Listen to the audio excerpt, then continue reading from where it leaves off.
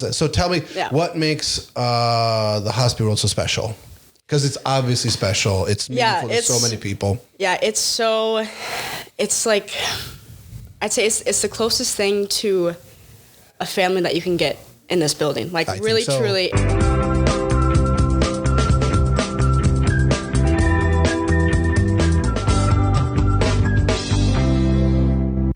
Welcome to Vox Pauli, conversations with people past and present at St. Paul's Catholic University Center at the University of Wisconsin-Madison. Welcome, Maggie Sanders. Hello. You are a pastoral intern, yes? That is correct, But a very special kind of pastoral intern called the head... Hospi. Yes, that is correct. Briefly, what does the head hospi do? Head hospi. Basically, I'm the one in charge of doing all the Newman dinner stuff. So that's like the main event. I do our big Thursday night dinner. Our big Thursday night things, exactly. So I'll do staff lunch and faculty lunch on Tuesdays, but the big hitter is Newman dinner. Why'd you want to be the head hospi? Well, let's see. I started to hospi my sophomore year under Max Rettler, and so that was kind of my intro into the whole hospi world, the hospi kitchen. So not right out of the gate, but early in your life. No, because I remember freshman year was COVID, and that was when Noah Joseph was the hospi intern. And that was just kind of it was an odd year. I was kind of like, I don't really know like what they do, and it was just, I didn't join freshman year. Can we go back a little bit, right? Mm-hmm. Because this is a great introduction. Now you're a quasi-local. You're from Cross Plains, Wisconsin. Mm-hmm. Beautiful rolling hills of Cross Plains, and I think you liked growing up there. No, I love it. Yeah. And your home parish is St. Francis Xavier, which is a city set on a hill, and you went to grade school there. Yep. And the whole shebang. Where'd you go to high school? Middleton. I went to Edgewood. No. Edgewood High School, the Sacred Heart. Yeah. So a little bit of a drive, but. Edgewood High School, yeah. And then you always wanted to come to UW-Madison, or it's just kind of what we do? No, I think I always wanted to go. Both my parents and my two older brothers. So I have two older brothers, two little sisters. Parents, older brothers went to UW. Mm-hmm. And, they would always talk about the campus and how it was great city to live in, great city life, great nature too, like a great combination. And I had grown up coming to like Constantine Square a lot and just like kind of seeing the city life, which is always a lot of fun. But I remember Ben, my second oldest brother, he is 4 years older than me.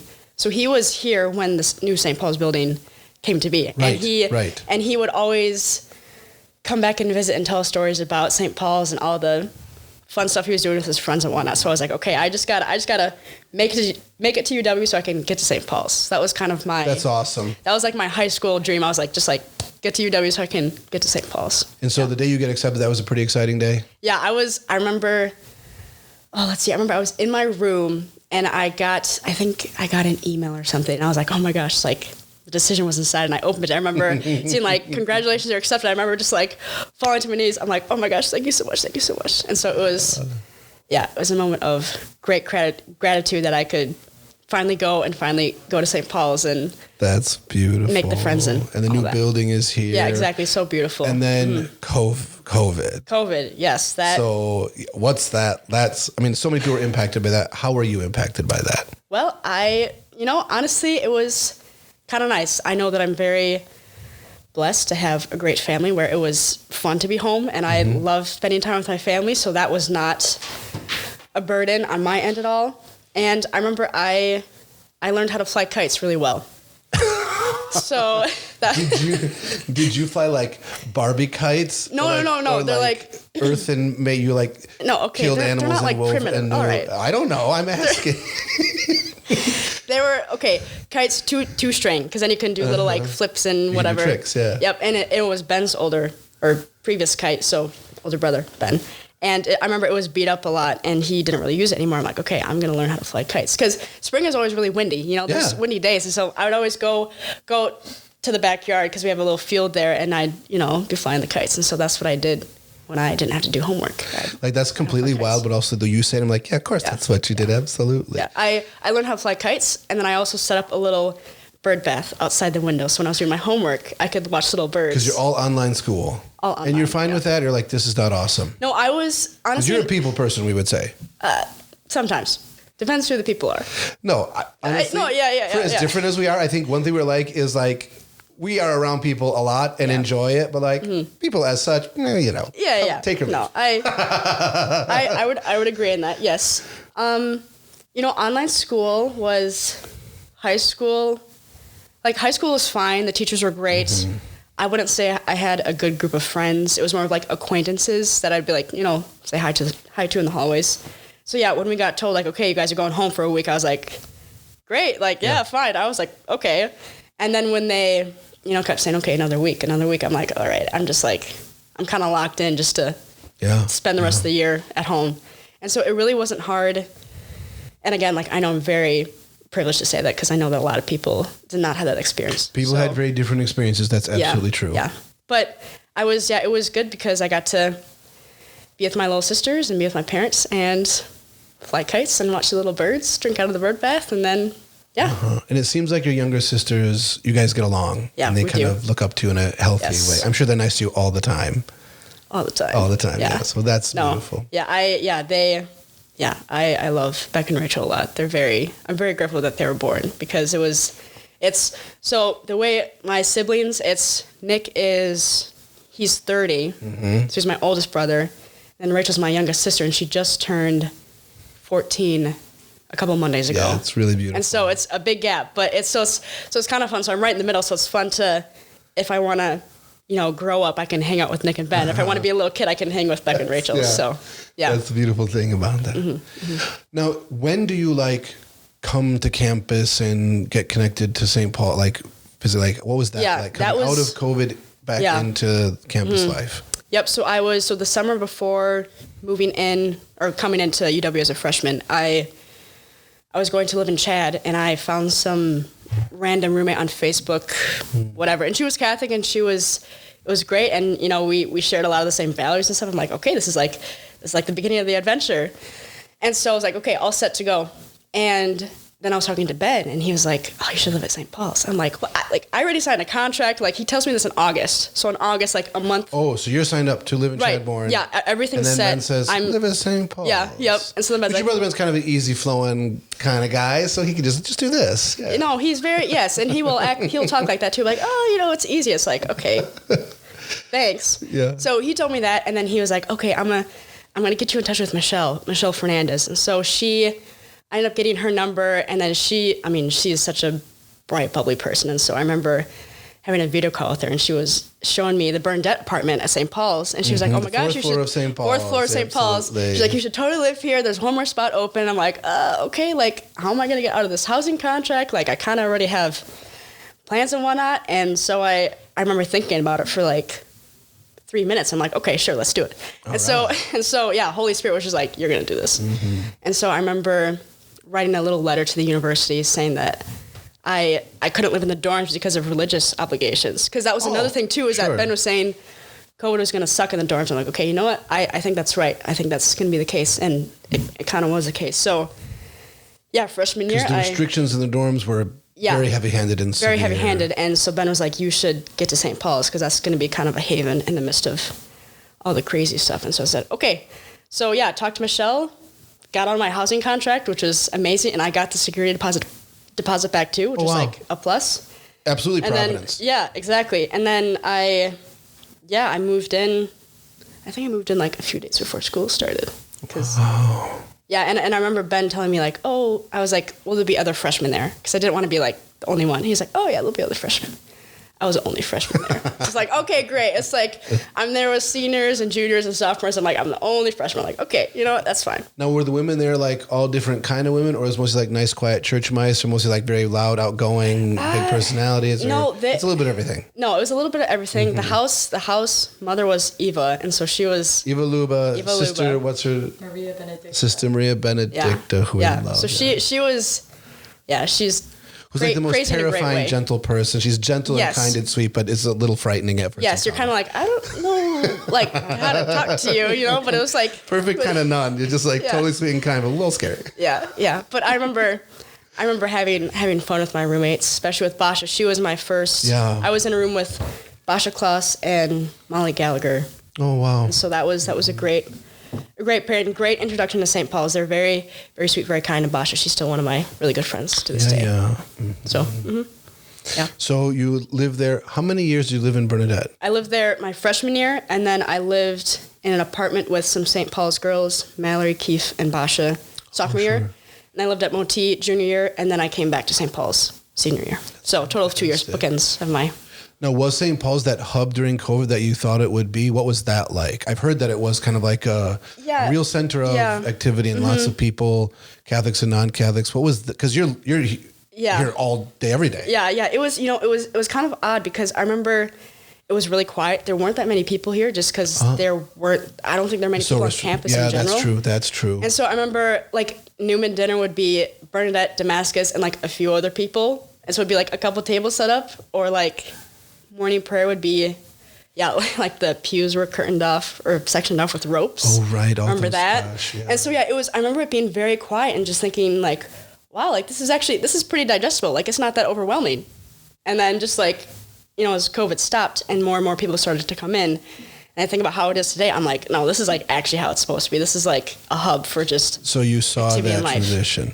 Yes. Now, I have an apocryphal story that maybe you can verify or not. I have heard that my great predecessor, Father Eric Nielsen, in a desire to get natural immunity, went and like licked all of the spoons at a Newman dinner to get COVID. Do you think, is that... I cannot confirm or deny it. That sounds something does it sound like something I totally believe it. I totally believe it. That checks out. Now, from what I understand, you made some pretty good friendships in that year as well. How did that come about? You have to obviously personal stories, but like, what are some things that, is it just, it's old fashioned, we like doing the same things, or there was some things that happened around St. Paul's that helped generate those friendships? I would say freshman year, it was really just, well, honestly, I would say that the best friends I've made have been through community living. Right. And so I think it's just the act of, you eat together, you sleep together, you pray together, you play together. It's like you do everything together and you're always with each other. And so you're not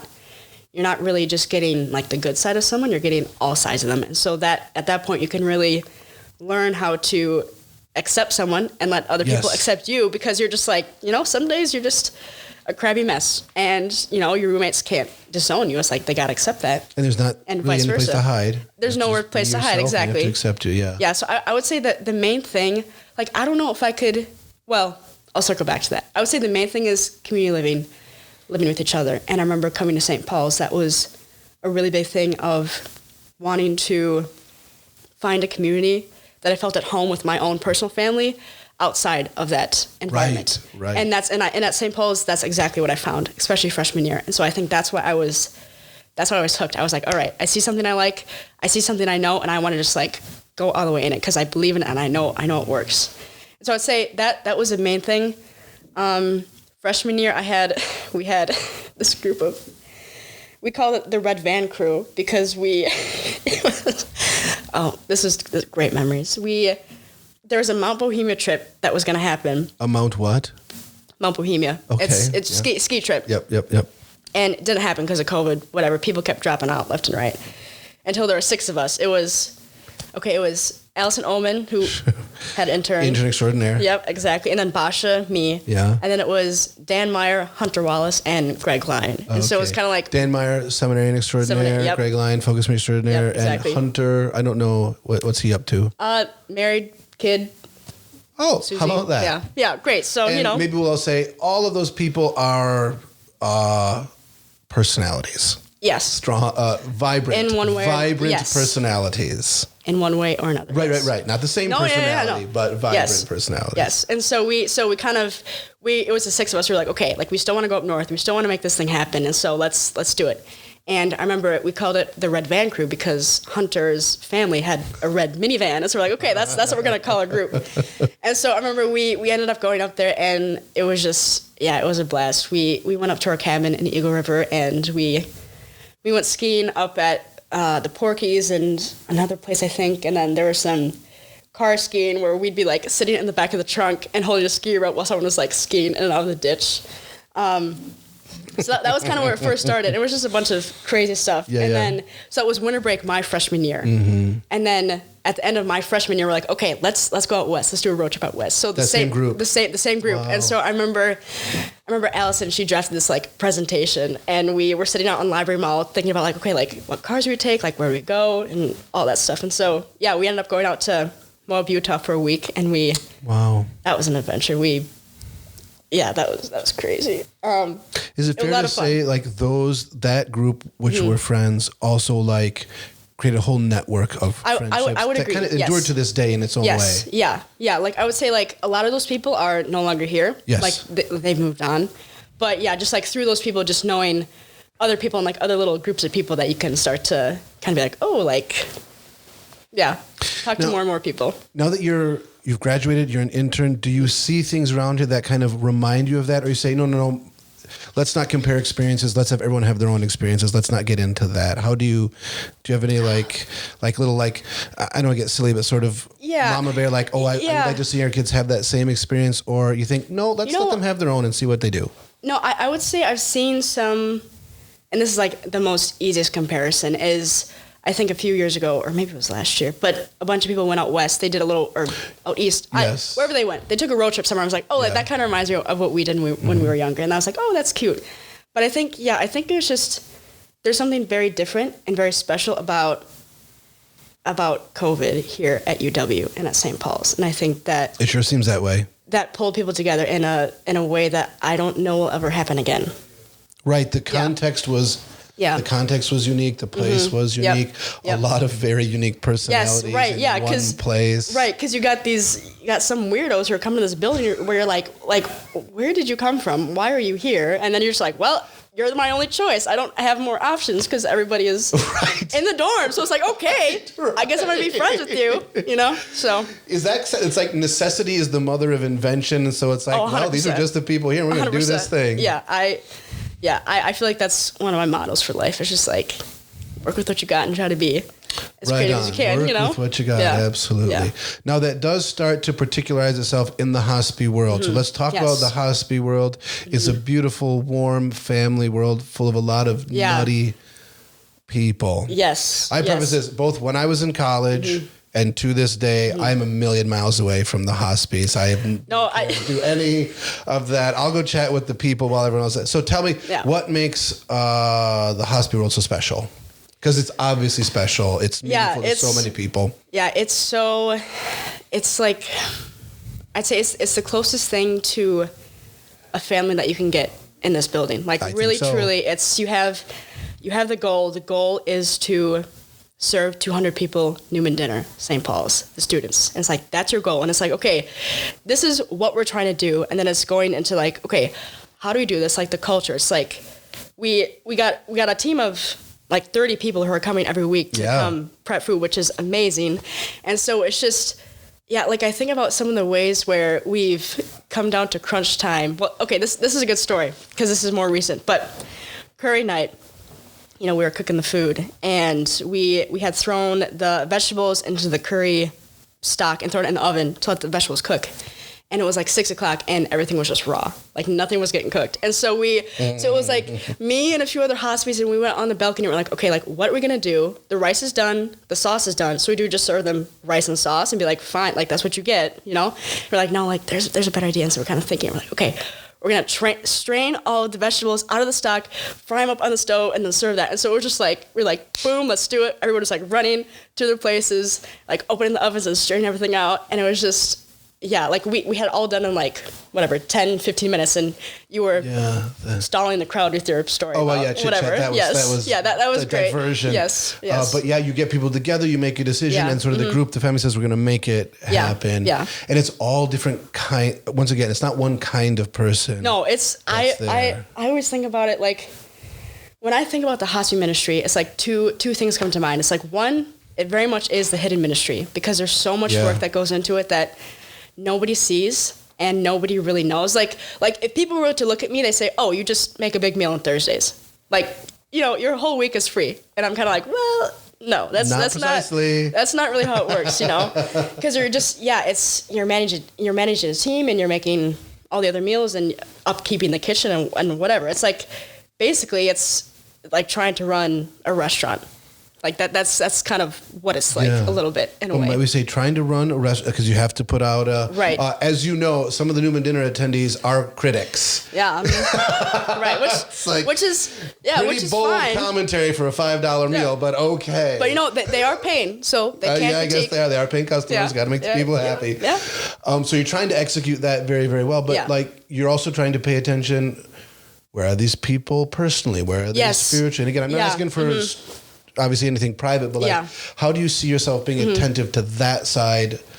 Yeah. There's the 30 who show up and there's a large number who are just part of the thing. Yes, exactly. And I would say a lot of people are just there for like the fun and the singing and the cooking. And so that's been a lot of music I don't know or understand is played there. Yeah. That's been something this semester where I've been really trying to brainstorm like how can we bring faith to the forefront in this ministry? Because so much of it is steeped in, like we're literally like cooking and serving, like we are being the hands and feet of Jesus Christ. Like that is exactly what we're doing. And I think sometimes that kind of falls to the wayside because it's just like we're just cooking and washing dishes. But it's like, no, like this is like it's crazy like how faith filled it is. And I'm trying to brainstorm ways of like how do I like make that more known to the hospital? So it's still a work in progress.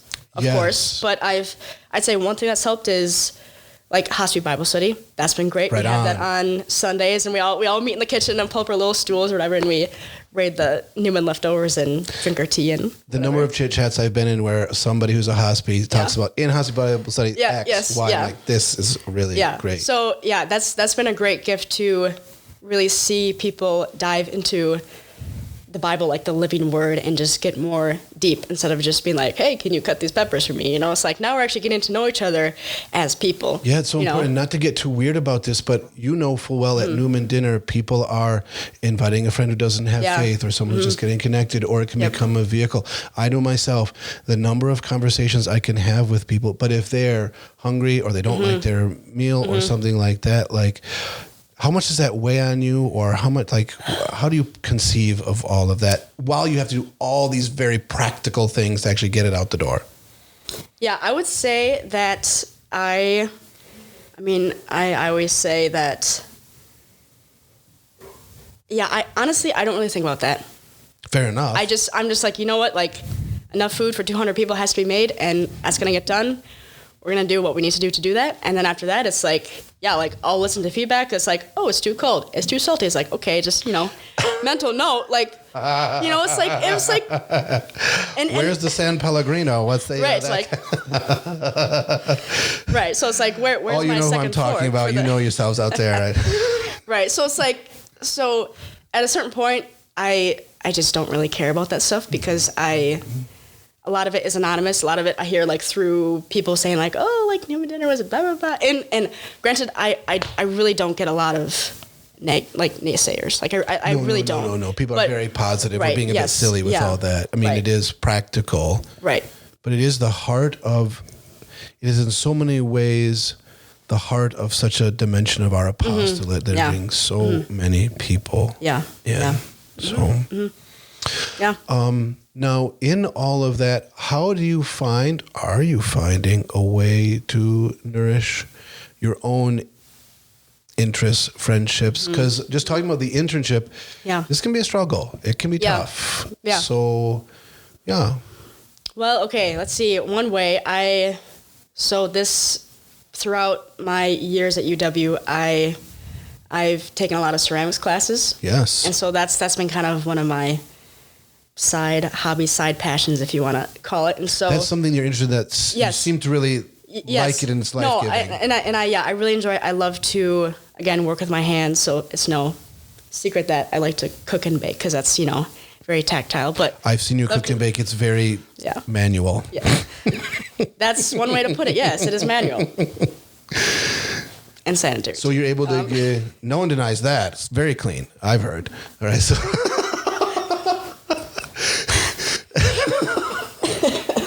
But so you have, you want, I mean, I do think that's important, and I'm trying to get out in that world because having these things that are, because even though you like doing the hospitality thing, it is your ministry, your quote, responsibility. Yes, exactly. Yep. And any responsibility can get a little task mastering. Yeah. So I'd say that's been a great, there have been some days or weekends when I can just go to the studio. So backtrack, I'm the work study at UW. So that's, so I'll do mixed glazes, fire kilns, whatever, just kind of be like the assistant in the studio. And so that's been a really big blessing to be able to, just leave St. Paul's and go to the studio and, for whatever, a whole day I'm just there and I'm just working with clay. And I don't have to talk to people. I don't need to think about like, okay, how do I best serve the person in front of me? Because I'm just, making a bowl or I'm firing a kiln. So it's like, that's been, I'm very grateful for that they have asked me to do that, and they've let me do that when I have like, and I told them, I'm like, look, like my job is, it's like crazy hours. So like I can come when I can, but I'm not, it might be some odd days because I just, got weird schedule. So that's been a really nice way to just kind of like get out of St. Paul's and kind of get out of my mind more and just like make something creative. Because I love creating art. I love painting, love photography, love all of the artistic stuff. Yeah, you had me for a Secret Santa, and this is I'll say a public thank you. It's one of the most beautiful things I've given. It just comes out of your artistic heart. That was very, very nice. And that was and I enjoyed doing it. Like that was one of the things that I could, it was kind of a reprieve from hospice stuff. Like, okay, let me paint this thing for Father Eric. Actually, that was something that some of your housemates or husbands said, oh yeah, we saw her working on it. It just seemed to be like relaxing in it. Yes, so that's the beautiful thing. Very much like getting into like the flow state of just like you're focused and you're in and you're just, time flies. Yeah. Nice. All right. Today is February the 14th. Yes. Have you ever been a pro Valentine's Day person? Again, you have to tell somebody, ever had like great romantic interludes on Valentine's Day? Not on Valentine's Day. It's Ben's birthday today. So is that right? So, Happy it's a birthday, great day just because. Well, double shout out, Ben. Happy birthday. Right. Ben, you're getting a lot of shout outs here. Single? I think so. He doesn't tell me much. Okay. I get most of my information. I get most of my information from him about his friends. Like really, truly, they'll walk into St. Paul and say, "Hey, like, did you hear Ben?" I'm like, "No, thanks for telling me though." Like, same thing with my parents. Like, he's a little weirdo. Whatever. Well, okay, that's a great shout out. Anyways, a fine young man. It's his birthday. No, he's great. He's great. He's single. He's tall. He's strong. Right, he's all those things.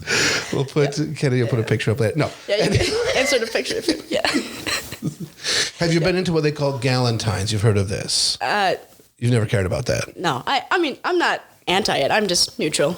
Yeah. Plus, you're very pro, like, people want to get together and do fun, weird things. Yeah. Go right ahead. Do it. That's fine. Yeah. Just more spontaneous. Just like, let's just do it, Once upon a time, you said the thing that St. Paul's needs most is more parties. Yes, more dance parties. More dance parties. I don't think it said that in the sheet of paper. Dance parties. Okay, more dance parties. And we'll work to put that into effect at all. Yeah, I love to dance. I think I'm serious. I know you are. I know that's true. I'm not making fun. I think it's one of those ways where it's like there's nothing else like dancing where you move your body in a way that is like entirely uniquely your own. And you're letting other people see it, and you're like that, that's crazy. Like when you think about that, that's it is an unveiling of the self. Yeah, in a very free way, vulnerable, all those things. Exactly. And you're like, oh my gosh, like this is like you're not just like dancing to some like ABBA song. You're like, no, like I know you and you know me. It's like because like you're dancing together and you're just being yourself and you're not being afraid of what people think. It's like So I just what's great about this is half the people here there's gonna be like, oh my gosh, I want to dance. The other half are like, I will never go on a dance floor again. Yes, exactly. Yeah. Because a lot of people I talk to, they don't like to dance if it's not swing dancing, because then they don't have a rubric of what to do. Right. They want to. They want a rubric. And a lot of them are guys and they want to dance with girls. Whatever. That's fine. I can understand that, but it's fine. I prefer like dance parties because then you can always dance to a song. You don't need a partner to dance to, and you can just. Right. You never have to stop. Right. So, good luck. May you have every blessing in fulfilling that dream. Hey, thank you. I this is funny. Right, the clergy, I was just a million mile away from dance parties. They do not need to be at such things. Oh, yeah, I would agree. This is a funny story. Winter retreat, I think this was 3 years ago, we first started our first post-confession, post-healing service dance party in one of the There's like conference adoration. rooms. Yeah. People are super open with the Lord, super open with each other. They make great confessions, and then just go have a Exactly. You know, it's the best dancing because you're like, it's like sins are forgiven. Like you're just like, you're healed. You're like, yeah, let's dance. And so, yeah, we've been doing that, I think 3 years in a row. So it's just been, and it's been so great to have people come up to me like, are we having a dance party? It's David before the ark with an iPhone. That's exactly. what it is. That's exactly what it is. And Taylor, where do you fall on Taylor Swift and dance parties? You know, she has some great songs. She will get the people moving. I'm not against songs that get people moving. Okay, so that's fine. We don't need to. It doesn't fit into a wider metacultural narrative. It's the song helps people move. So. Yeah. Fantastic. Mm-hmm. Right. So as we move into the second semester, do you have any particular goals for the second semester? Well, this is a very realistical, but I really want to make sushi. I'm going to make sushi, one of the new dinners. Whoa, that would be crazy. Awesome. That would be nuts, but awesome. It's going to be sushi, and ice cream mochi. It's going to be a beast. This is great. It's going to be a beast. I think it's going to have to be vegetarian sushi because I don't want to deal with sushi grade, whatever, tuna or stuff. Well, okay, and I'm losing a little interest, but that's okay. Sounds great. But, sounds wonderful. Yeah, absolutely. So that's like a very logical thing. I guess not logical. Practical. No. Practical. Concrete. You can do it. Yeah, absolutely. So that's one thing. Fun. But I'd say in general is what I was saying before is just bringing faith to the forefront, bringing that culture of why we're here, what we do, how we do it to the hospice, and just try to get them more because they're already so dedicated, they're already so devoted. Yeah. But it's great. Let's take that dedication, let's take that devotion, and put a reason and put meaning behind it, so that they just Amen. On fire. You know. So that's kind of my broader overall. That's beautiful. That's beautiful. Well, thank you for your time, Maggie Sanders. Do you have any parting word for the people? No, just dance a lot. Dance a lot, right? Literally and metaphorically. Oh, well, we could talk about that for a while, but not right now. Thank you, Maggie. Thanks to all of you. We'll see you next time. Bye-bye.